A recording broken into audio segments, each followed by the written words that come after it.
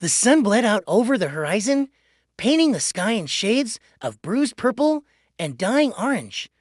Down below, where the light couldn't reach, a small boy named Leo stepped into the woods. His flashlight cut a nervous, bouncing circle through the oppressive dark. He wasn't supposed to be here, not this late. But a dare was a dare. The forest was always noisy at this time of day, crickets, rustling leaves, the distant hoot of an owl. But tonight, it was silent, an unnerving, heavy silence that felt like holding your breath. The only sound was the crunch of his own sneakers on the narrow dirt path. He walked for what felt like an hour, the same gnarled trees repeating on either side of him. It felt like the forest was holding its breath with him. He was starting to think about turning back when he heard a soft giggle, like a child's, but without any warmth. It seemed to come from everywhere and nowhere at once. Leo froze, his heart thumping against his ribs. He swept his flashlight beam across the trees, but saw nothing, just bark and shadows. He told himself it was just the wind, even though there wasn't any. He pushed onward, his steps more hurried now. The feeling of being watched intensified, prickling the back of his neck. The trees seemed to lean in, their branches like crooked fingers reaching for him. Then, his light caught something up ahead. It was an old, wooden sign hammered into the ground, right in the middle of the path. The letters were carved cruelly, as if with a dull knife. He leaned closer to read the words, "Smile, or you won't leave." A cold dread washed over him. This had to be a joke, right? Some older kids trying to scare him. He tried to laugh it off, but the sound caught in his throat. He forced his lips into a tight, unnatural smile, feeling ridiculous. He took a step past the sign. Another step. Nothing happened.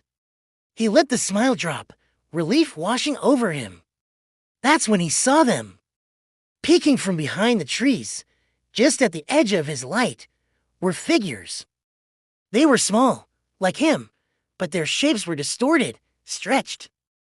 And on each of their faces was a wide, fixed grin. Their eyes were just dark holes. They didn't move, they just watched him, smiling. He tried to scream, but all that came out was a strangled gasp. He remembered the sign. Trembling, he forced the smile back onto his face. The moment he did, the figures seemed to recede slightly back into the shadows. He took a hesitant step forward, keeping the painful smile plastered on his face. The figures stayed put.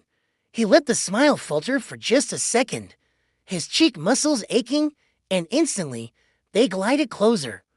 No footsteps, just a smooth, silent advance. The message was clear. Keep smiling. He walked, and walked, and walked, his face a mask of strained cheerfulness. The path should have looped back to town by now. But it didn't. He passed the same twisted oak tree for the 5th time. The path was gone. He was trapped in a circle, a cage made of trees and silence, with his smiling captors as the bars. Panic began to claw at his throat. He couldn't keep this up forever. His cheeks burned, his jaw ached. Every time his smile slipped, they drifted closer, their own grins seeming to widen. After what felt like an eternity, his flashlight beam caught a glint of something different. Propped against a tree was a small, handheld mirror. His hand shook as he picked it up. He didn't want to look, but he had to. He raised the mirror to his face. The reflection that stared back was horrifying. It was his face, but the smile was wrong. It was too wide, too sharp, a grotesque caricature that didn't reach his terrified eyes. It wasn't his smile anymore. It belonged to them. As he stared, frozen in horror, he realized the forest had changed. The smiling creatures were gone. The oppressive silence had lifted. He was alone. He slowly lowered the mirror. He turned, his movements stiff and slow, and began to walk right toward the camera.